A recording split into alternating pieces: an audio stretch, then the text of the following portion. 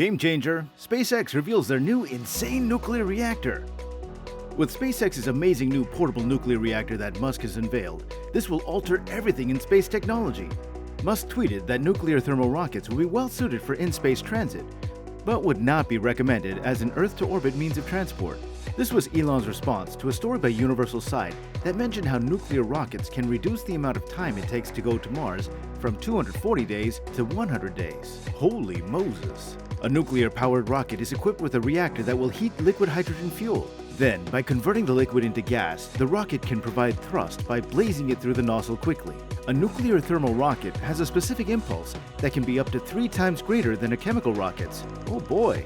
The design can be adapted to accept a variety of propellants, including carbon dioxide and ammonia. With this technology, they'll be able to travel in space faster and be refueled at whatever fuel supply that they find at their destination. The thrust levels of newer nuclear reactors are now around 100 kilonewtons. Several components are employed to increase the reliability during operation and to reduce core temperatures to extend engine lifespan. An attempt to revamp nuclear propellant technology is being made to feature more capabilities, such as the ability to continuously produce electricity. With this capability, we'll be able to send much larger payloads to Mars and beyond. Nonetheless, the task is not as easy as it sounds. The nuclear rockets can't just be slapped onto a Starship and then expected to work because several modifications have to be made. The shape of the Starship is not well suited to handle nuclear rocket radiation, as large flaps are protruding to the sides of the hull, allowing radiation to drift back into the crew. And we think that it would be a good idea to retract them when the nuclear rockets are in use. The reactor, or nuclear reactor on a spaceship conceived from the start to be nuclear, is often well away from the main body of the vessel.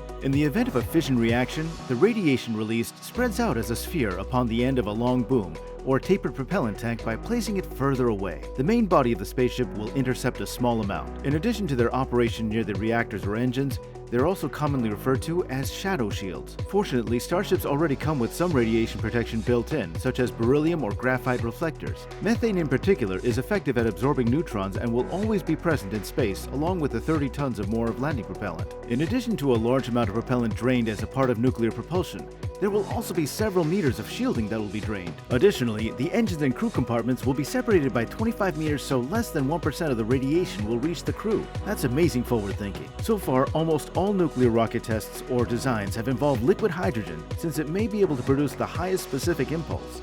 Nevertheless, in C2 resource utilization, in which spacecraft are refueled with whatever is available at their destination, has considered alternative propellants like methane. Liquid hydrogen would require the usage of specifically designed tanks that have insulation and active cooling. The propellant tank from the Starship could be used at the nuclear Starship by using liquid methane. A nuclear Starship has a heavier dry mass, which means that when landing, it requires more propellant. In other words, it'll need larger fuel tanks. So let's take a look at how a nuclear Starship might perform on the highly anticipated Mars mission. An interplanetary Starship powered by a nuclear reactor has access to 7,209 meters per second of delta V. The nuclear version can cover the distance in just 52 days. The nuclear Starship will be able to carry 465 tons of payload to Mars. Isn't this amazing? However, in this case, the only limitation is the amount of landing propellant reserve that a nuclear Starship needs with a payload of 495 tons. The usage of liquid hydrogen and methane will ensure the ship's return to Earth, as well as trips further into space, by Mars being a propellant depot.